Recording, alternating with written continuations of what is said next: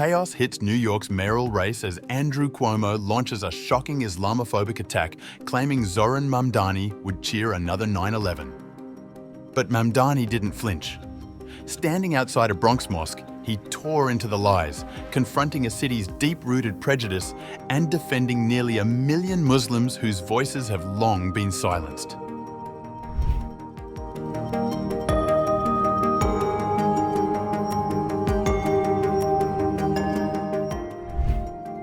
As New York City nears its mayoral elections, Democratic candidate Zohran Mamdani on October 24th condemned what he called a surge of Islamophobia in the campaign.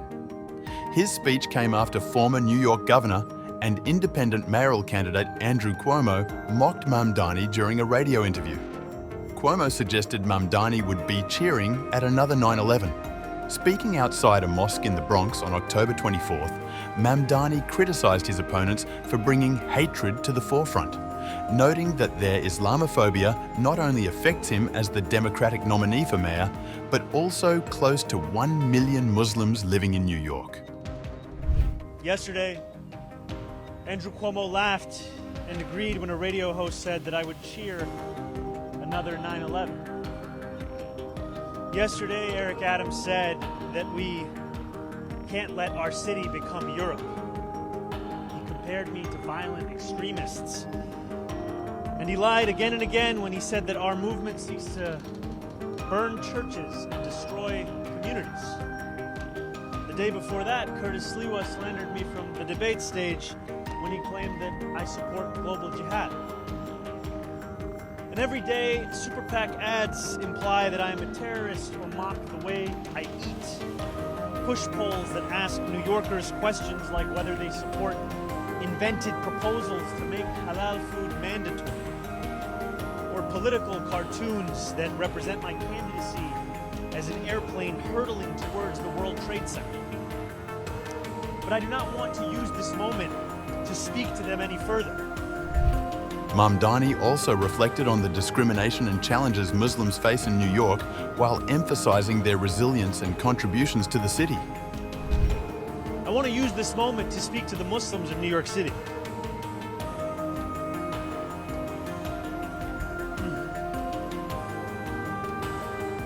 I want to speak to the memory of my aunt.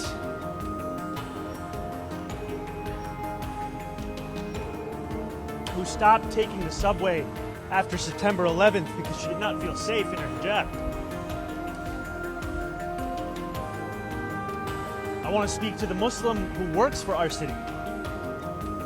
Whether they teach in our schools or walk the beat for the NYPD. New Yorkers who all make daily sacrifices for the city they call home, only to see their leaders spit in their face. I want to speak to every child who grows up here, marked as the other, who is randomly selected in a way that never quite feels random, who feels that they carry a stain that can never be cleaned. Growing up in the shadow of 9/11, I have known what it means to live with an undercurrent of suspicion in this city. I will always remember the disdain that I faced, the way that my name could immediately become Muhammad, and how I could return to my city only to be asked in a double-mirrored room at the airport if I had any plan on attacking it.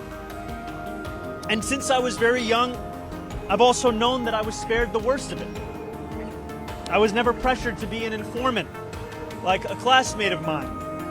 I've never had the word terrorist spray-painted on my garage, as one of my staff had to endure.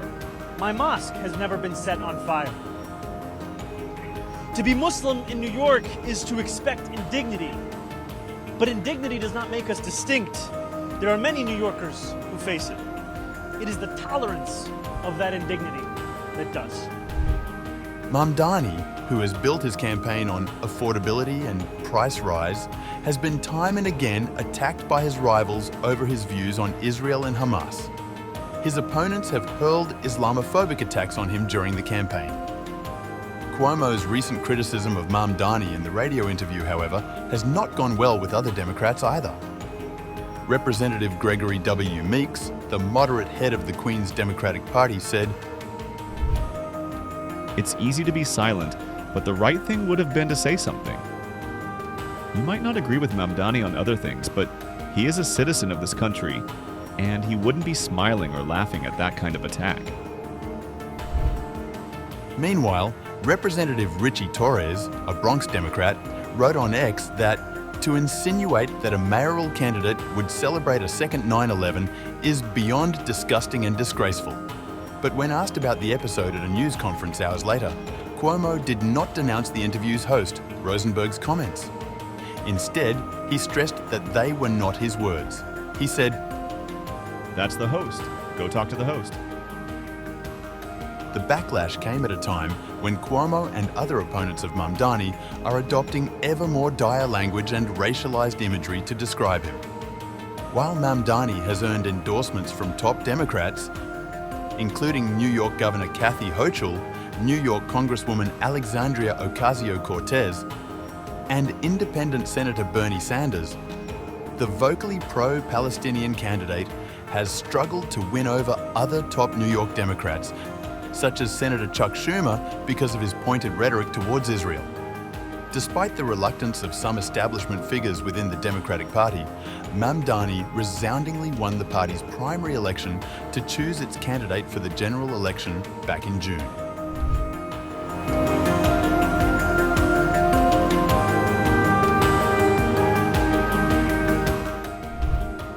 The terrorist attacks of September 11, 2001 transformed New York forever. While every resident faced the trauma of that day, Muslim New Yorkers carried an added weight of suspicion, hostility, and the constant threat of violence. Writing for The Guardian, Mustafa Bayoumi said that nearly a quarter century later, the picture looks entirely different. New York is now on the brink of electing its first Muslim mayor, Zohran Mamdani. His ascent marks a turning point not only for his community, but for the city's political landscape, reflecting years of tireless organising by Muslim New Yorkers determined to gain a voice in public life. In the wake of Islamophobia, young Muslims across New York spent years cultivating political strength, building community institutions, and fostering a new kind of politics, one rooted in identity but not confined by it. According to the Council on American Islamic Relations, more than 350,000 Muslims in New York are registered to vote. While only a small share participated in the 2021 mayoral election, engagement has grown rapidly. The most recent Democratic primary saw Muslim and South Asian voter turnout rise by 60% compared with 2021. Despite rival Andrew Cuomo's claim that the Muslim community are not socialists, Muslims are undeniably reshaping the Democratic Party's direction on key social and economic issues. Saman Wakwad, president of the Muslim Democratic Club of New York, MDCNY, said that people see Zohran as a unique figure, and he is. His success stands on decades of groundwork laid by Muslim New Yorkers in the post-9/11 era. Even as surveillance and profiling persisted through subsequent administrations, Muslim organisers turned their attention to politics.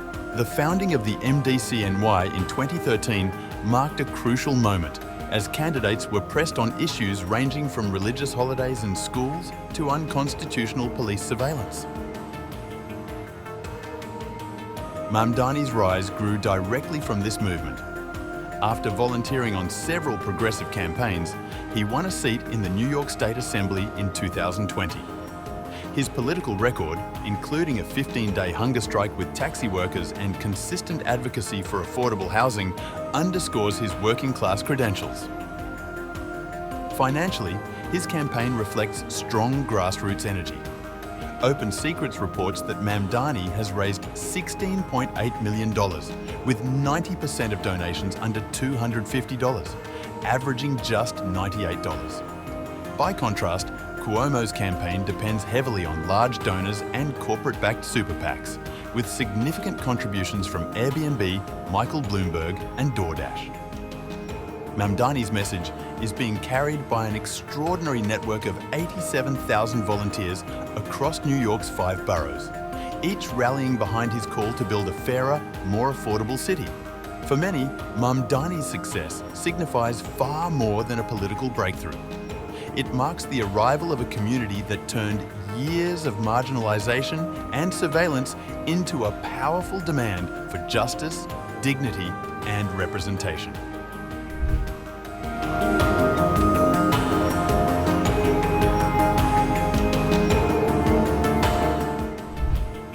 Meanwhile, the New York Knicks sent Zohran Mamdani a cease and desist for the use of the team's iconic logo in his campaign ad. Notably, Mamdani ran an ad during the home opener on October 22nd that ended by flashing the team's blue and orange basketball logo with Zohran in place of Knicks. The letter, first reported by the New York Post, talked tough to Mamdani. A spokesperson for the Knicks said, "The Knicks want to make it clear that we do not endorse Mr. Mamdani for mayor, and we object to his use of our copyrighted logo. We will pursue all legal remedies to enforce our rights." Dora Pekek, Mamdani's campaign spokesperson, said in a statement, "Adjustments are being made to the ad, and while the Knicks might not be able to publicly support our campaign, we're proud to publicly support our NY Knicks." Mamdani's campaign has been characterised by extensive social media outreach. A recent Fox News poll released showed Mamdani with 49% of the vote among registered voters polled, while former Governor Andrew Cuomo won 28% and Republican nominee Curtis Sliwa 13%.